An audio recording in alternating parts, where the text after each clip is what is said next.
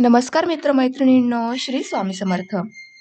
पुस्तकांची दुनिया या आपल्या कथाकथनाच्या यूट्यूब चॅनलवर मी सौ पूनम सोमनाथ पाटील आपले अगदी मनापासून सहर्ष स्वागत करते. मित्रांनो, सध्या आपण आनंद यादव सरांची नांगरणी कादंबरी वाचत आहोत. त्या कादंबरीच्या पुढील भागामध्ये आता आपण प्रवेश करूयात. तत्पूर्वी आपल्या चॅनलला लाईक करा, शेअर करा व सबस्क्राईब करा. आणि हो, तुमची मतांतरे, अभिप्राय मला कमेंटद्वारे सांगायला विसरू नका.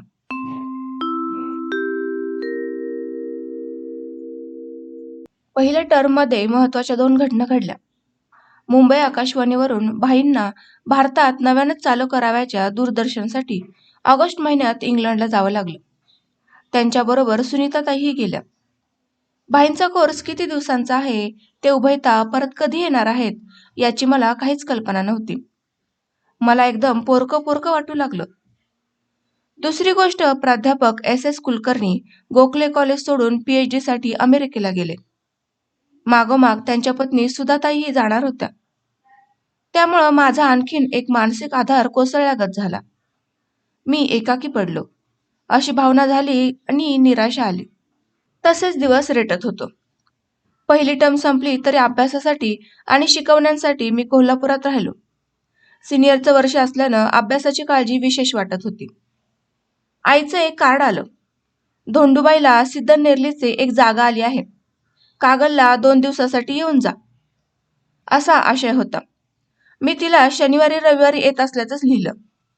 कुणीतरी सिद्धनेरलीला जाऊन मुलाला शनिवारी येण्यास सांगावे.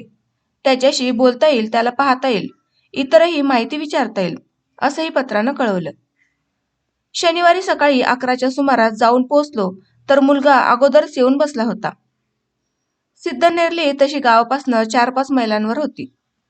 माणसं तासा 1.5 तासात चालत येऊन पोहोचत होती.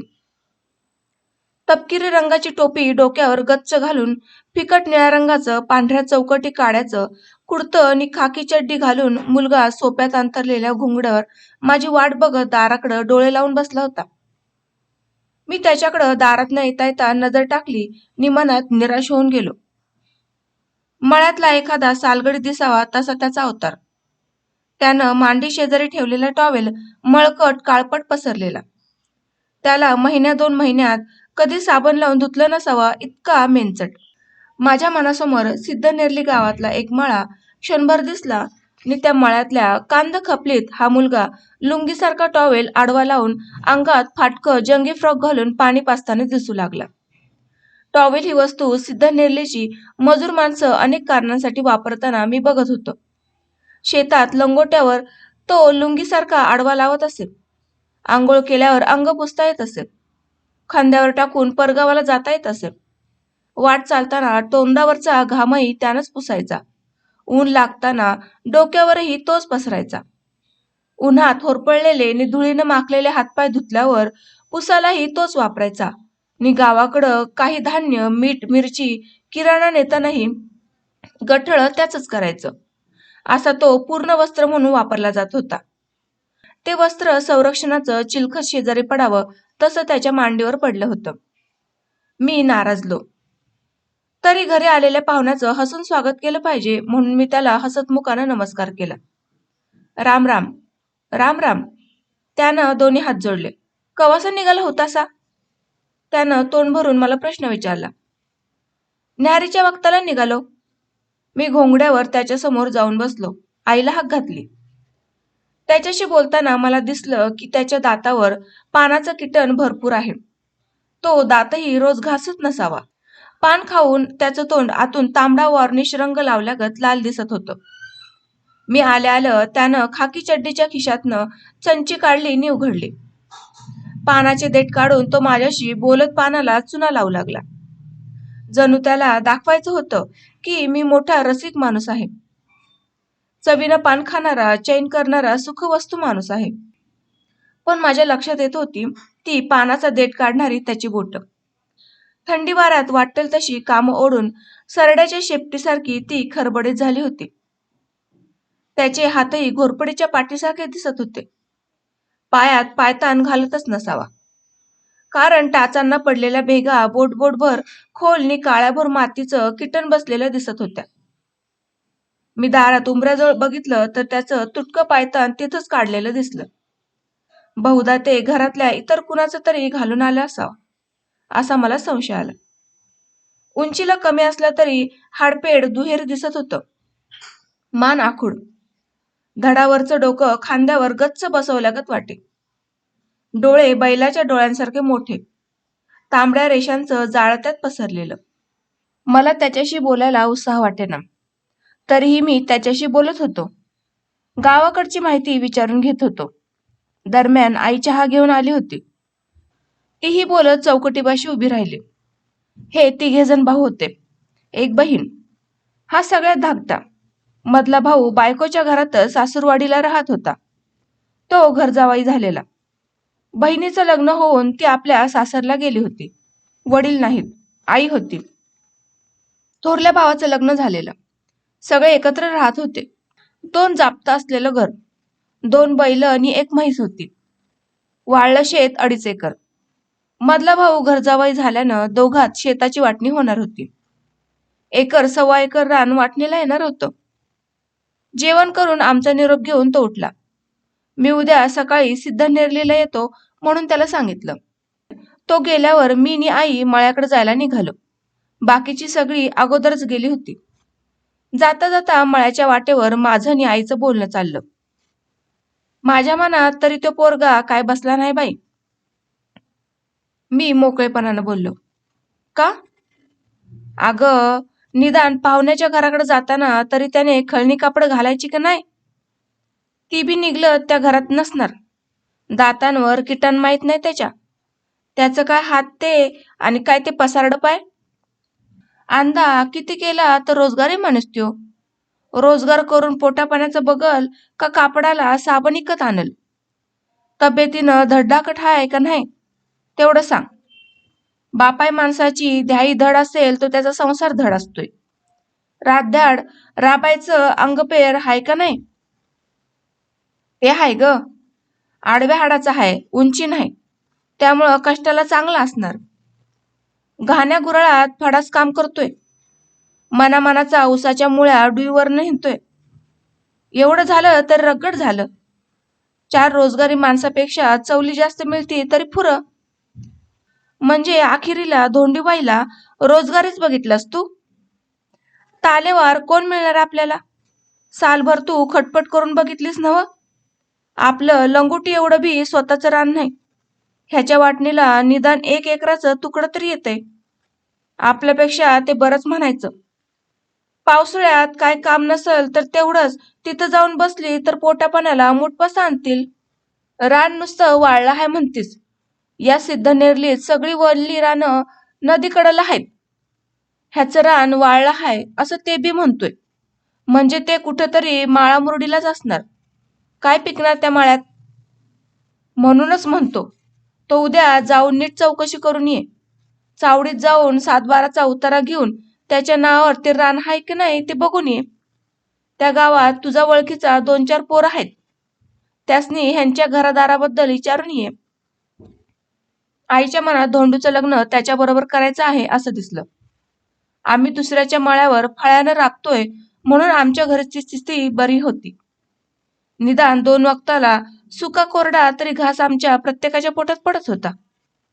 त्यापेक्षा खालच्या घरात धोंडूबाईला द्यायचा विचार आईच्या मनात पक्का झाला होता. धोंडूबाईला आता 16वं संपून 17वं लागणार होतं. त्यामुळं आईच्या पोटात काळजीचा गोळा उठलेला. मागोमाग सुंदरा, लक्ष्मी सलग वाट बघत उभ्या होत्या. तिला त्यांची काळजी. आम्ही मळ्यात गेलो. मोठा नुकत्या सुटल्या होता. सगळीजण जेवण करून आपापल्या कामाला लागली होती.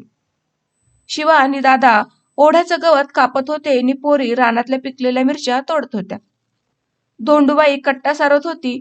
आई चटकन मिरच्याच्या रानाकडे गेली. मी मागं राहिलो. धोंडूबाईकडं एकटक नजरेनं मी बघितलं. किंचित सुदृढ झाली होती. सावलीची कामं करत होती. त्यामुळं अंगावरची राब जाऊन अंग उजळ झालं होतं. तिचा केवड्यासारखा पिवळा रंग उजळून निघाला होता. नितळ स्वच्छ डोळे, गाल किंचित वर आलेले. बोलताना तिचे मोत्यासारखे शुभ्र सलग दात सगळ्यांच्या लक्षात यायचे.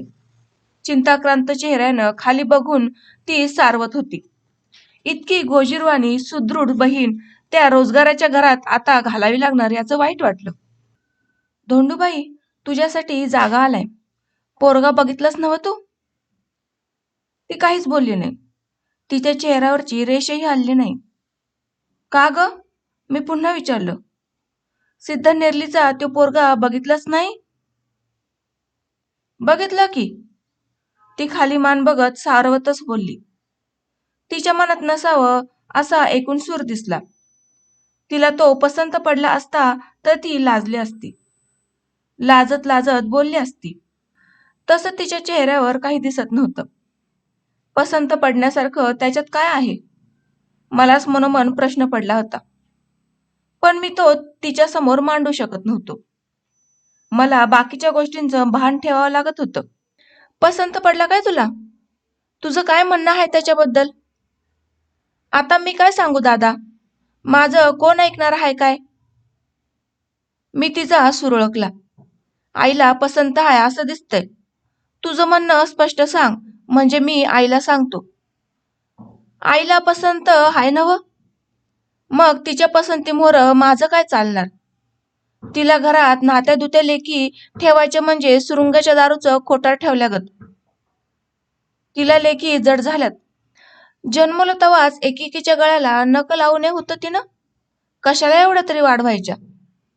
तिनं भलताच प्रश्न माझ्यासमोर उभा केला. धोंडूबाईला मुलगा पसंत नव्हता हे माझ्या स्पष्टपणे ध्यानात आलं.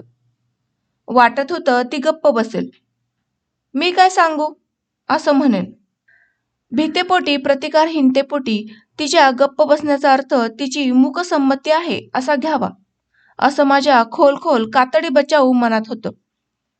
तशी पडत्या फळाची आज्ञा घेऊन आईला धोंडूबाईच्या जबाबदारीतनं मोकळं करण्याचा माझा व्यवहारी विचार होता.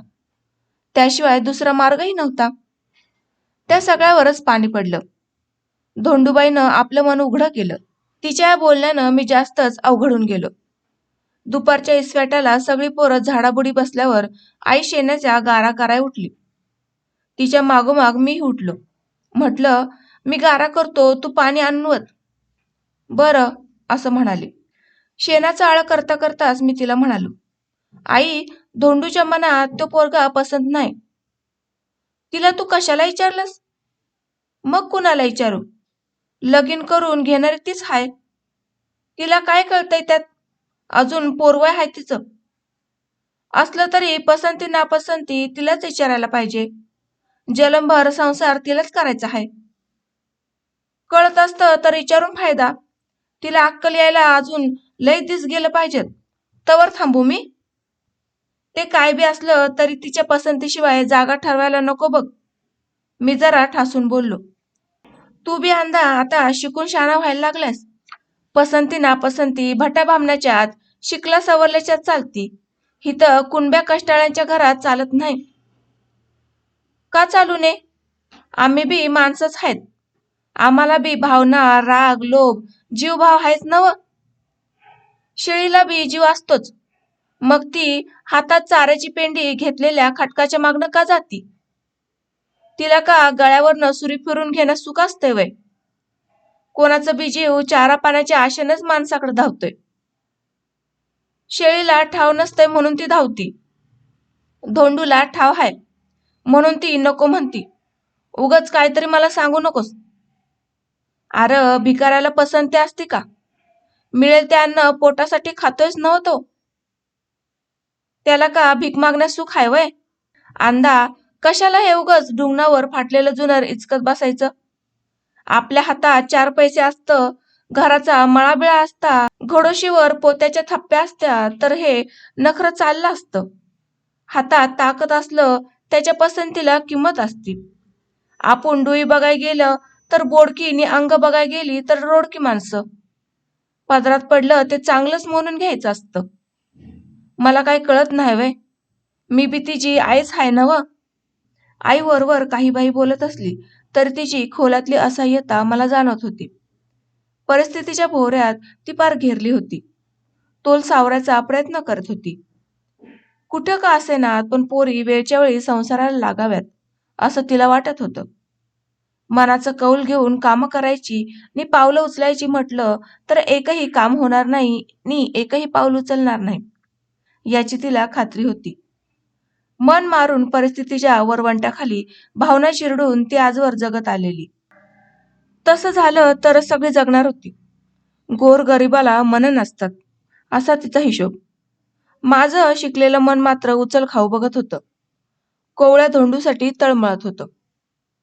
आई, या बाबतीत दादाचं म्हणणं काय आहे ग? आई पाण्याची बादली भरून घेऊन परत आल्यावर मी तिला विचारलं. ती माझ्याकडे रोखून बघू लागली. हे बघ अंदा, तुझ्या मनात असल तर तू उद्या नीटपणं सिद्धनेरलीला जाऊन ये. मनात नसल तर अजिबात जाऊ नग. मी शिवाला घेऊन जातो. दादाचा विषय काढता तिच्या बोलण्यात तिढा पडला. माझ्या ध्यानात ते आलं. मी समजुतीच्या सुरात म्हणालो, अगं तसं नव्हं. किती केलं तर त्याला बी एका गोष्टीने विचारलं पाहिजे. घरातला करता माणूस आहे तो. काय करतपण दाखवलं त्यानं? तवा त्याला विचारतोस. त्याला 2 वक्ताला खायला आणि निजायला मिळालं की बास. बाकीची काळजी असती तर अशी पोरं बाळ भिकायला लागले असते का? तुला कितीदा सांगितलंय मी हे. तू बी का माझं तोंड खवळतोस र? बरं बाई, राहिलं. उद्या मी जाऊन सगळी चौकशी करून येतो. मग बघू काय करायचं ते. मी आईचा सूर ओळखून तिला गप्प केलं. अजून अर्धा दिवस नि एक रात्र होती. अजून सिद्धनेरली त्या जागेचं आहे नाही बघून यायचं होतं. संध्याकाळी सगळी घराकडे गेल्यावर मी मागं राहिलो. दादाला सगळं विचारलं. धोंडूचं परस्पर लग्न स्वतःला त्रास पडला नाही तर दादाला ते हवं होतं. तरी त्यानं मला सांगितलं, आकनीला सगळं विचारून घे. तिचं म्हणणं काय पडतंय बघ. तिनं कौल दिला तर धोंडीला भालदडून टाक. दादाची धाकटी बहीण आक्कूताई सिद्धनेरलीत होती. सिद्धनेरलीला गेल्यावर तिला भेटणारच होतो. पण दादानं सांगितलं ते बरं केलं. त्याचा कौल घेतल्यागत झालं. घरात येऊन आईच्या कानावर हे सगळं घातलं. ती गप्प बसली. काहीच बोलली नाही. दुसऱ्या दिवशी मी भाड्याची सायकल घेऊन पायवाटेनं सिद्धनेरलीला गेलो. गाव एवढंसच. 2-1 हजार वस्ती. बहुतेक पुरुष कमरेला लंगोट्या आणि अंगात मांजरपाटाची कुडती घालून वावरणारे. इकडं तिकडं कामाला जाणारे. नदीजवळ असल्यानं थोडी बागायती होती. बहुतेकांची रानं 2-3 एकरांपेक्षा जास्त नाहीत. इंजिनांनी नदीचं पाणी उपसून पिकांना दिलं जात होतं. एखादा इंजिनवाला बारक्या शेतकऱ्यांना चौराईनं पाणी देईल. पिकेल त्याला चौथा हिस्सा. माणसं, गायरं, म्हसरं जास्त पाळत होती. ओल्या वैरणीवर ती पोसत होती. त्यामुळं गावात दही, दूध भरपूर असे. त्यातल्या अनेक बायका कागलला लोणी, दही विकायला येत. भात पीक प्रमुख. गाव तसं राबून खात होतं. प्रत्येकाच्या पोटाला खाण्यापुरतं मिळत होतं. पण खाण्यापुरतंच मिळे. कारण बहुतेकांच्या अंगावर हाडांबरोबर मांस असे. अंगात मांजरपाटच असे. घरं पडकी झडकीच होती. अंगावरची कापडं 15-15 दिवस धुतली जात नसावीत अशी दिसत होती. मी आक्कू आत्तीच्या घराकडे गेलो. तिचंही घरदार गावाला शोभेल असंच. तिच्याकडे चौकशी केली. तिला त्याचा सुगावा होता. मुलग्याकडच्यांनी तशी चौकशी केली होती. तिनं काय सांगायचं ते सांगितलं होतं. मलाही ती म्हणाली, घर रोजंदाराचं आहे. सगळी राबून खाणारे आहेत. धोंडूबाईला देऊन टाका जावा. काय कमी जास्त झालं तर मी आहे या गावात. माझी लेक समजून मी तिची काळजी घेईन. गावातनं हिंडलो. प्राथमिक शाळेच्या माझ्या 2 मित्रांकडे जाऊन आलो. 7वीतनं शाळा सोडून ते शेतकरी बनले होते. कुणी काही त्या घराबद्दल वाईट साईट सांगितलं नाही. चांगलं सांगण्यासारखंही त्यांच्याजवळ काही नव्हतं. त्या घरची सगळीजण मोलमजुरी करून खात होती. 2-2.5 एकर रान होतं. ही माहितीच पुन्हा पुन्हा कानावर येत होती. चावडीत पाटलाकडे जाऊन चौकशी केली तर त्या घरावर किंवा रानावर कुणाचं कर्ज नाही हेही कळलं. मग अक्कू आत्तीला घेऊन त्यांच्या घराकडे गेलो. गावाच्या मावळतीला एका घराकडं आत्तीनं बोट दाखवलं. हे बघ पाहुण्याचं घर. तळ्याच्या काठाला अनघड दगड आणि पांढरी माती यांनी गराडा घातल्यासारख्या भिंती. वारा उजेड आत जायला ना खिडकी ना भोक. दारातच गिधाडांनी पोखरलेल्या बैलांच्या सांगाड्यागत एक मांडव. त्याच्या पंजारावर उसाच्या वाळक्या पाल्याच्या पेंड्या कशाबशा टाकलेल्या. उन्हाला बुजगावणं केल्यागत त्या पेंड्या. त्यांच्यातनं खाली भरपूर ऊन येत होतं. फाटक्या चिंध्यागत सावली अधनमधनं त्या उन्हात दिसत होती. खोलपाटणी 2 बैल नी एक गाय मांडवात बांधली. जनावरांच्या पुढ्यात गवताच्या त्या दिसातही जून उसाचा पाला पडलेला. सगळीकडं अवकळा पसरलेली. त्या घरात मी नी आत्ती आत शिरलो. 2 जप्त्याचं घर. आतल्या बाजूला स्वयंपाकघर नी बाहेर बसायचा सोपा. पावसाळ्यात त्या सोप्यातच जनावरं बांधत असावेत, कारण दावण नी जनावरांचे रोवलेले खुंटे दिसत होते. इकडची तिकडची बोलणी झाली. थोरला भाऊ, त्याची सुकलेल्या बाचवीसारखी बायको, तिची काळी बेंद्री 2 पोरं, हडकुळी दिसणारी सासू, कुणीतरी सांगून आल्यावर थोड्या वेळानं आलेला मधला भाऊ नी त्याची बायको. हे सगळं बघून झालं. मधला भाऊ नी त्याची बायको दोघही धष्टपुष्ट दिसत होते. पोटाला खायला भरपूर असलं की राबणारा माणूस सुद्धा कसं दणकट दिसतं याचा मला अनुभव आला. मुलग्याला घेऊन अक्कू आत्ती बरोबर रान बघून आलो. संशय होता त्याप्रमाणे सगळं रान तांबूळ होतं. माळ फोडून त्यातनं खडं वेचून ते केलं होतं. जनावरांच्या चाऱ्या पलीकडे त्यात काय पिकेल असं वाटत नव्हतं. अक्कू आत्तीकडे जेवलो आणि झटक्यासारखी सायकलवरनं परतलो. आपली बहीण या गावात द्यायची आहे या नजरेनं गाव बघितलं नि मन फाटल्यागत झालं. दादाची धाकटी बहीण इथं असल्या गावातच जन्म काढत होती. आईची एक चुलत बहीण इथंच दिलेली होती. 2-3 लांबून लागणारे पाहुणे इथं होते. सगळे मांजरपाट नि लंगोट्या घालणारे पुरुष नि सुकट खारकेगत दिसणाऱ्या काळपट जळकट बायका. माझा गणगोताळा कोण आहे, मी कोणत्या मातीत जन्माला आलो आहे याची एक आतापर्यंत नव्हती अशी भकास करणारी जाणीव झाली. घरात आल्यावर आईला सगळं सांगितलं. माझी नाराजीही तीनदा सांगितली. घराच्या जागेला घर आहे, रानाच्या जागेला रान आहे, 2 बैल, 1 गाय, 1 शेरडू हाय म्हणतोस, खरं नवं? त्यात कुणाचा काय बोजा नाही नवं? आईनं विचारलं. नाही, पर आई त्या घराला कशाची कळा नाही. बरं, ती जास्त काहीच बोलली नाही. दुसऱ्या दिवशी सकाळी सकाळी मी बोलणं काढलं. मी जाऊ कोल्हापूरला? जा की. धोंडूचं मग काय करतीस? काय करायचं ते मी बघतो आता.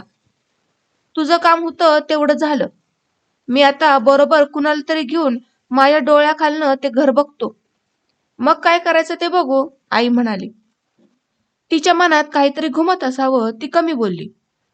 मीही तिला काही फासणूक विचारलं नाही. मला खात्री होती की आई ते घरदार एकदा बघून आल्यावर लग्नाचा अंतिम विचार करायला मला बोलविल. त्याशिवाय लग्नाचं नक्की करणार नाही. तुझ्या डोळ्यांनी तू एकदा बघ, मग काय करायचं ते शेवटाला नक्की ठरवू. त्या वक्ताला मी येतोच. मी आता चलतो, मी म्हणालो. चल. या गोष्टीला महिना होऊन गेला. दुसरी टर्म सुरू झाली. गावाकडनं काही पत्र नाही की सांगावंही नाही. माझी खात्री झाली की धोंडूबाईच्या लग्नच मोडलं. मनोमन मला बरं वाटलं. मी अभ्यासाकडे जोरात वळलो. आवश्यक ती टिपणं काढण्यासाठी रानमानेची मदत घेऊ लागलो.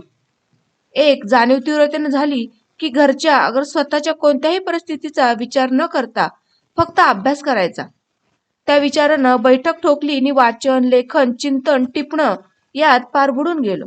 अवचित गावाकडचं एक पत्र आलं. 7वीतनं शाळा सोडलेला मित्र वसंत पाटील याच्याकडनं आईनं ते लिहून घेऊन मला पाठवलं होतं. त्यात धोंडूबाईच्या लग्नाची तारीख कळवली होती. 8 दिवसांनी सिद्धनेरलीला लग्न होणार होतं. धोंडूबाईसाठी आईनं द्यास घेतलं होतं. त्यानंतर लग्नाचा खर्च करणार होती. मुलाला फक्त एक विजार, शर्ट आणि गांधी टोपी घ्यायची होती. मुलीचे कपडे मुलाकडच्यांनी काढले होते. लग्न त्यांचं ते सिद्धनेरलीत करणार. आपण फक्त लग्नाला जायचं. धोंडूबाईच्या गळ्यात आपली जुनी टिकच आई दागिना म्हणून घालणार होती. पत्र वाचून मी दिंडाखालच्या ढेकळासारखा पार फुटून चुरा झालो. आईला जिंकल्यासारखं झालं होतं. मुलाकडच्या माणसांनी द्यास दिल्यावर तिला आनंद झाला होता. लग्न, कपडे त्यांचे ते करणार. आपल्याला सुतळीच्या तोड्याला सुद्धा तुसाच नाही. या दरिद्री आनंदाच्या भरात ती होती. मी लग्नाला मुकाटपणे गेलो. गायरा बैलांच्या मांडवातच लग्नाचा मांडव केला. त्यातनं हिंडलो. धोंडूबाईच्या मुक्या डोळ्यांना खळ नव्हता. रस्त्याच्या धुळीत पत्रावळ्या मांडून सगळ्यांच्या बरोबर धोंडूच्या लग्नाचा आमटी भात खाल्ला. मांडवातली गाय एका बाजूला पानं झडून गेलेल्या झाडाखाली बांधली होती. लग्नाच्या घाईत तिला चारा टाकावा, पाणी पाजावं याकडं कुणाचंही लक्ष नव्हतं. गर्दीकडं उपाशी पोटानं नी घाबऱ्या डोळ्यांनी बघणाऱ्या त्या मुक्या जनावराकडे बघत मी संध्याकाळी परत कागलला फिरलो. दुसऱ्या दिवशी वेळ न गमवता आणि उगीच वाद न वाढवता कोल्हापूरला निघून आलो. अभ्यासाचं जडशीळ ओझं जाणवत होतं. सिनियरच्या त्या परीक्षेत मला जास्तीत जास्त गुण मिळवून पास होणं गरजेचं होतं. परीक्षा अगदी तोंडावर आली म्हणून सारखं पुस्तक उघडून बघत होतो. तरी पानापानावर धोंडूबाईचा सतत टिप गाळणारा चेहरा दिसत होता.